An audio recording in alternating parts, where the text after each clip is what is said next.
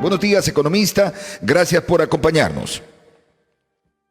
Buenos días, un saludo a todas las personas que nos están escuchando. Bien, economista, muchísimas gracias por participar esta mañana en este boletín informativo, un poquito conocer sobre esta propuesta planteada desde el Ejecutivo. ¿Cómo está esta propuesta hasta ahora? ¿Qué tanto se ha podido avanzar en la misma? Bienvenido. Sí, el objetivo de la Ley de Inversión por el Empleo es atraer 30.000 millones de dólares de inversión local y extranjera para poder generar 2 millones de empleos para los ecuatorianos que más lo necesitan en este momento.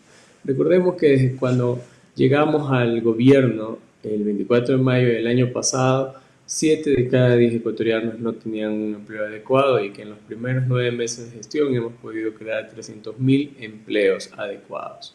Con eso en mente, el gobierno del señor presidente Guillermo Lasso envió la Ley de Inversiones por el Empleo a la Asamblea Nacional con carácter económico urgente para que en 30 días la Asamblea Nacional se pronuncie y pueda hacer posible este anhelo que tienen todos los ecuatorianos de atraer recursos frescos para que se puedan invertir en el Ecuador y para que se puedan generar más fuentes de empleo para todas las personas que viven aquí.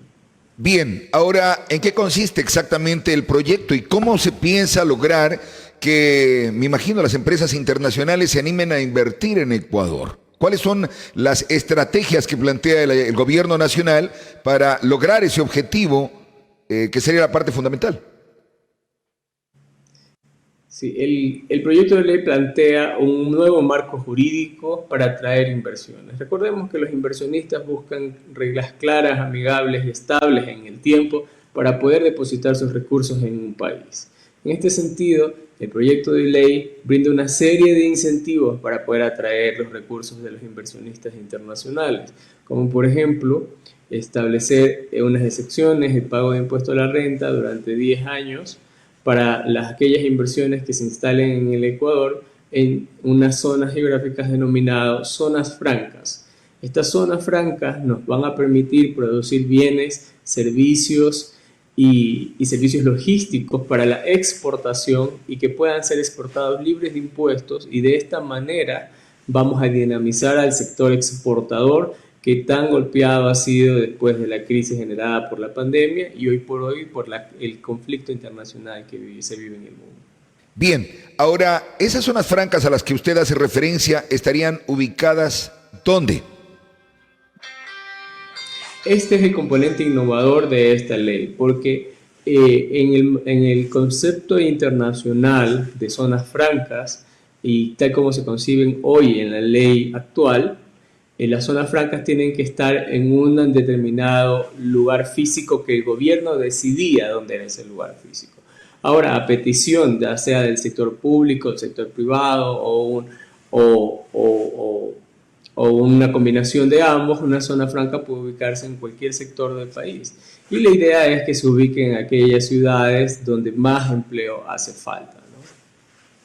Bien, pero desde su propia cartera de Estado, ¿qué han podido definir? En su concepto, ¿cuáles son esas provincias donde podrían estar ubicados? ¿Tienen que tener algún aspecto importante en cuanto tiene que ver acceso, qué sé yo, a aeropuertos, a puertos marítimos, o no necesariamente?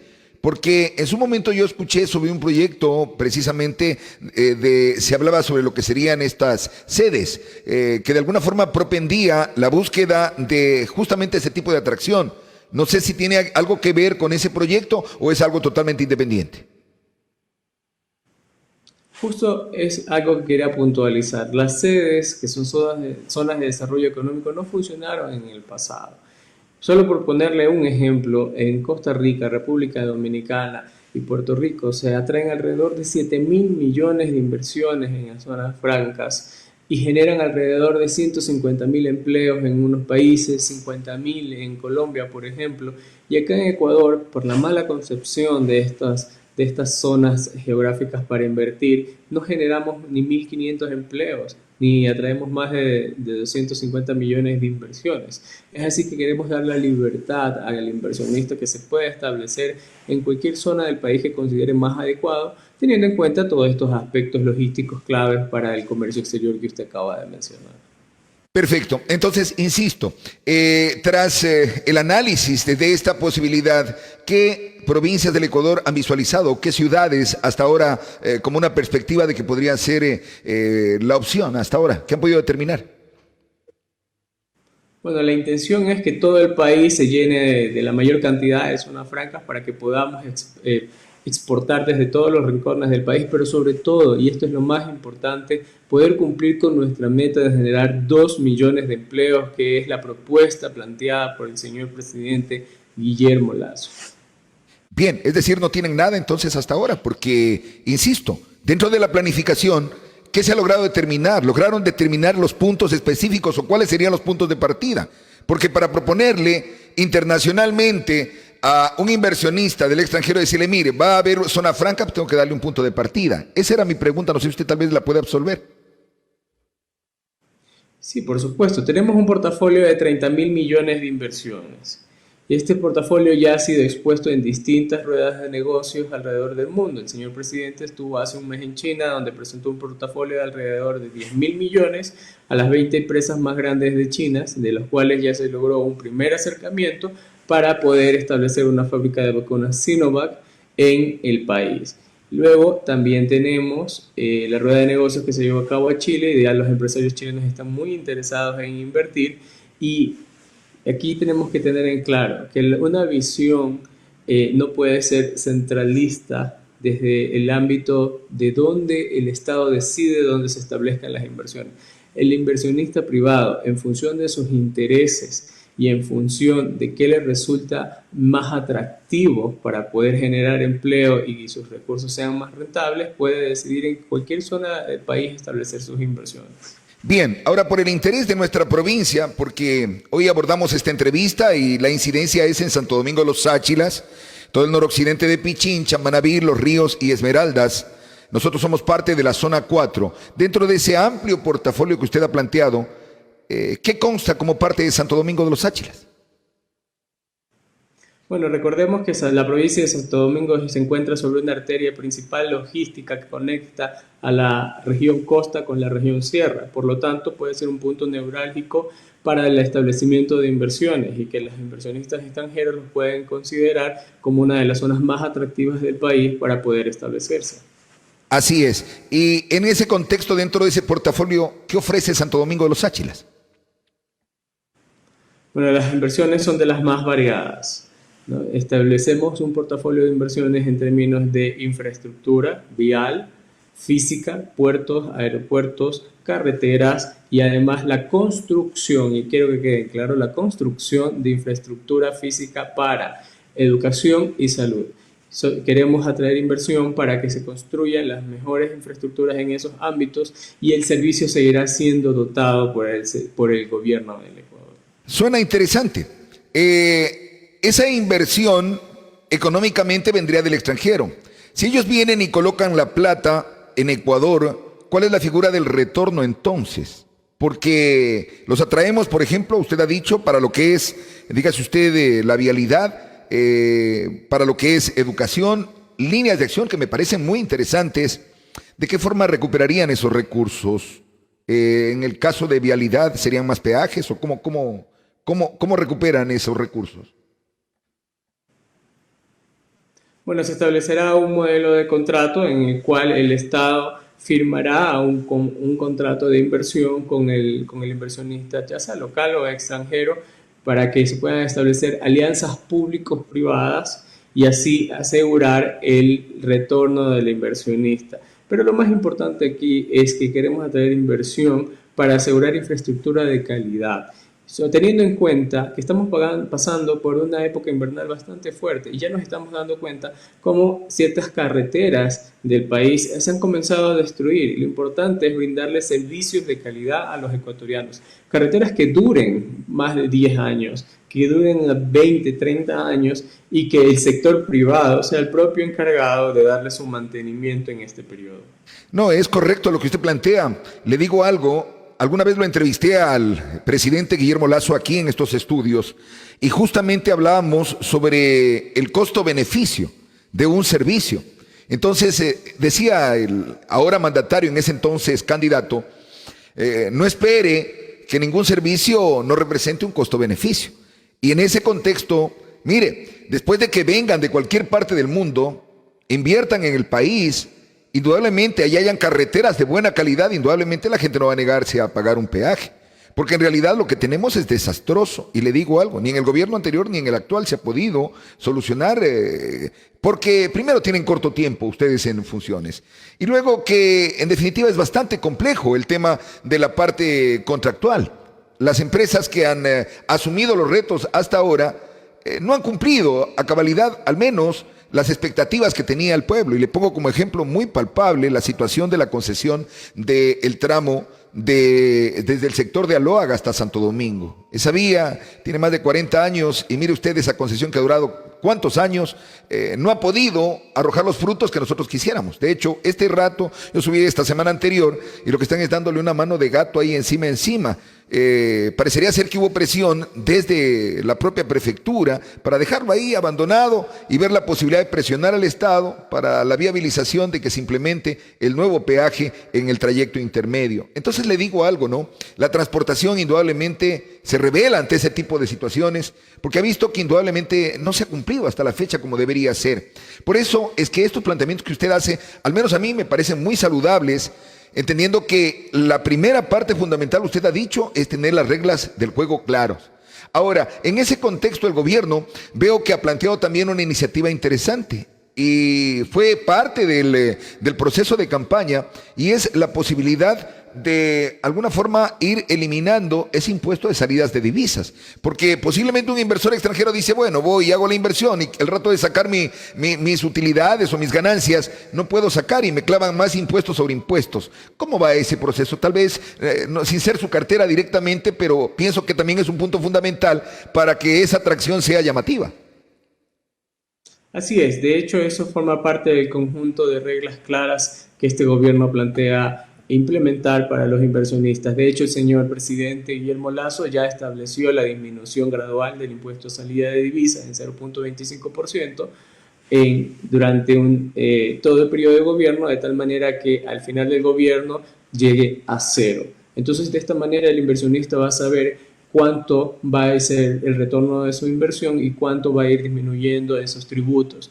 Esas son reglas claras, así se habla con seriedad para que el inversionista sepa cómo va a trabajar dentro del entorno económico de este país y tenga la seguridad de que va a tener un retorno de su inversión.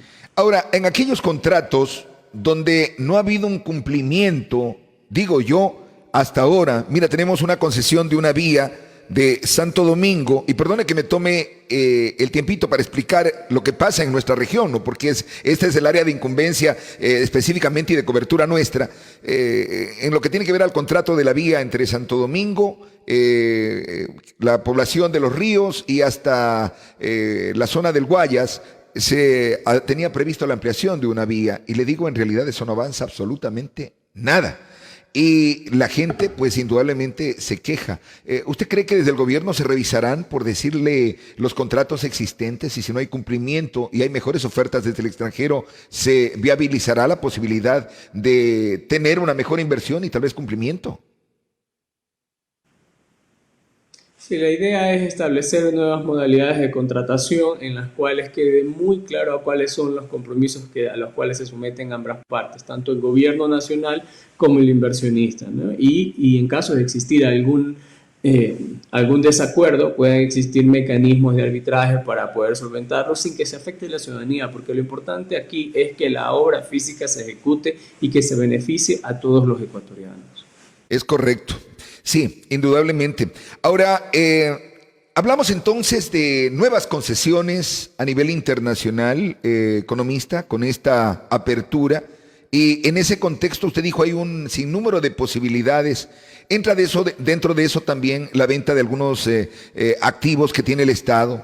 Me refiero, por ejemplo, al propio Banco del Pacífico, a CNT y algunas otras empresas que de pronto pueden ser atractivas a nivel internacional.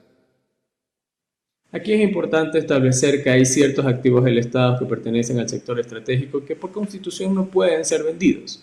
El caso de referencia que usted menciona, el Banco del Pacífico, es un banco privado en el cual el Estado tiene una participación accionaria y ese no tiene ninguna restricción para que pueda ser vendido, y tengo entendido que la intención es caminar hacia allá en un proceso transparente a nivel internacional y que pueda ser adquirido por una entidad financiera internacional para que haya más competencia en el sector bancario del Ecuador, para que bajen las tasas de interés y todas las personas puedan acceder a mejores servicios financieros. En el caso de CNT, CNT es una empresa que pertenece al sector estratégico, que es el sector de las telecomunicaciones, y por lo tanto existe una restricción constitucional. Ahí no debería ni siquiera discutirse esta situación y por lo tanto no entraría en debate. perfecto. Igual el tema de las empresas eléctricas en el país o específicamente dentro de ese grupo de instituciones estratégicas y tampoco estarían en posibilidad de concesión. Así es, esas son empresas que pertenecen al sector estratégico, pero aquí es interesante que se puedan establecer mecanismos de construcción de infraestructura. Una cosa es que un inversionista construya la infraestructura de generación eléctrica y que el Estado siga dotando el servicio, ¿no? Entonces se le paga al inversionista por construir la infraestructura, mientras que el Estado es el encargado de seguir dotando el servicio a la ciudadanía. Perfecto. Ahora, desde la planificación del Estado, ¿cómo mira usted el sistema actual que existe, ¿no? De zonales? Nosotros somos parte de la Zonal 4, pero la percepción un poco de la ciudadanía es que dejamos ser el patio trasero de Quito y pasamos a ser el patio trasero de Puerto Viejo. Y las autoridades ahora nos las ponen desde Manabí y prácticamente en muchos de los casos desconocen la realidad de esta provincia. ¿Cuál es su criterio en relación a esto?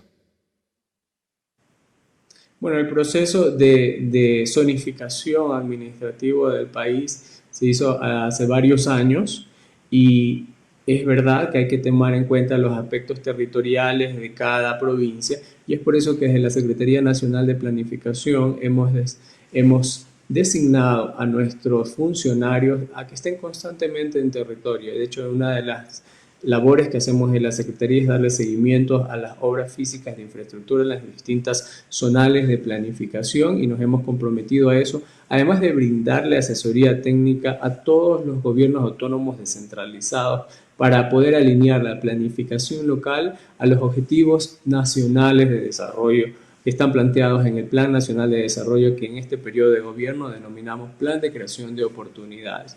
Y dentro de esos objetivos está el hecho de atraer los 30.000 millones de inversión extranjera, generar 2 millones de empleos y reducir la pobreza multidimensional en 15 puntos.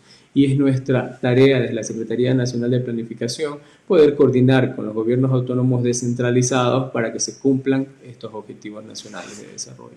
Economista, ya en la parte final, ¿cuánto ha incidido este conflicto internacional entre Rusia y Ucrania en el contexto de Europa, entendiendo de que de alguna forma esa zona del globo terráqueo para nosotros también es parte del proceso de nuestra venta de carácter internacional? ¿Cuánto restringe eso, por un lado, nuestras ventas a nivel internacional? Y luego, ¿qué tan atractivo en medio de un posible conflicto incluso a nivel mundial la gente se puede animar a invertir? Bueno, hay que recordar que en un comercio internacional estamos todos interconectados, y el conflicto bélico que en este momento sucede en Europa entre Rusia y Ucrania nos afecta a todos en el mundo. A nosotros en particular, a la exportación de ciertos productos como el banano, que tienen destino clave Rusia, ¿no? Y el gobierno nacional ya se encuentra en diálogos con el sector exportador bananero para poder encontrar soluciones que les ayuden a enfrentar esta crisis. Y las soluciones van encaminadas a poder ayudarles a colocar esos productos en otros países del mundo. Ya tenemos conversaciones con China, además de establecer ciertas líneas de financiamiento que se puedan hablar con el sector público para aliviar este problema de pagos que existe en este momento. Economista, siempre será fundamental buscar nuevos lugares, nuevos destinos y nuevos clientes a nivel internacional para generar el propio desarrollo del país. Indudablemente, usted dice, estamos entrelazados globalmente y eso nos obliga a subirnos en esa nube y en ese proceso y en esa dirección. Ahora, los gobiernos anteriores se cifró la atención y la esperanza en la negociación en gran parte, por ejemplo, en el gobierno de Rafael Correa con China, pero las condiciones en que se negoció no fueron las más favorables. De hecho, este momento estaríamos nosotros realmente sobre ruedas, entendiendo lo que está pasando con el precio del propio petróleo, pero como las negociaciones no fueron de la mejor manera y en condiciones nada favorables para el país, en realidad parece que estamos condenados hasta el 2030, si más no me equivoco. Pero en todo caso, le digo algo, habrá que ir ampliando los horizontes. Usted me habla de China también, y esas negociaciones deberían ser extremadamente favorables para el país. Creo que hay que pensar en función de país. ¿Qué otros ejes mundiales son atractivos para Ecuador y usted cree que podrían ser un flanco importante para la comercialización, negociación y desarrollo de Ecuador? Entendiendo que hay buenas relaciones específicamente con Estados Unidos, ¿qué otras partes del mundo se ven atractivas para nosotros y usted cree que desde allí haya la posibilidad de inversión en el país? Bueno, efectivamente, como usted lo dice, uno de los objetivos de la visita del señor presidente de China fue mejorar las condiciones en las cuales fueron negociadas las obligaciones, es decir, la deuda con China, y ya se llegó a un acuerdo para establecer una mesa técnica de trabajo con el ministro de Finanzas de Ecuador y el ministro de Finanzas de China para mejorar esas condiciones de endeudamiento. Por otro lado, el ministro de Comercio Exterior también está trabajando arduamente para seguir abriendo mercados. Y nuestro principal objetivo en este periodo es poder insertarnos en la Alianza del Pacífico, que abre un mercado para más de 4.000 millones de personas, que nos va a permitir exportar todos los productos del Ecuador en mejores condiciones a otros destinos en la cuenca del Asia y del Pacífico. ¿En qué condiciones están nuestros tratados de comercio internacionales con Estados Unidos hoy en la actualidad y también con Europa? Con Estados Unidos las negociaciones están marchando muy bien, con México ya estamos a punto de firmar, con Chile estamos acabando una visita ahora del señor presidente donde se reforzaron los lazos de cooperación en términos comerciales y asimismo seguimos con Europa en distintos países mediante las misiones diplomáticas cuya objetivo es seguir abriendo mercados para todos los ecuatorianos. Pero no existe al momento, ¿no?, un tratado establecido con Europa, ¿o sí? Con Europa ya tenemos un tratado y los productos ya han disminuido los aranceles en su gran mayoría y existe un horizonte temporal para seguir desgravándose los impuestos. Muchísimas gracias. Con nosotros el economista Jairon Merchan. Qué interesante es el acercamiento de las autoridades a las provincias, que la información no solo se concentre en la capital del Ecuador y en el puerto principal. Quiero agradecer su gentileza de haber comparecido esta mañana acá y esperamos no sea la primera y la última, sino que ojalá nos pueda ir informando de a poco el desarrollo y cómo van los avances de estas iniciativas. Toda propuesta del gobierno siempre será vista con buenos ojos en tanto en cuanto se cimente en la búsqueda del desarrollo de un país ávido de trabajo, ávido de empleo, ávido de posibilidades de recuperarse en medio de esta pandemia. Economista, sus palabras finales.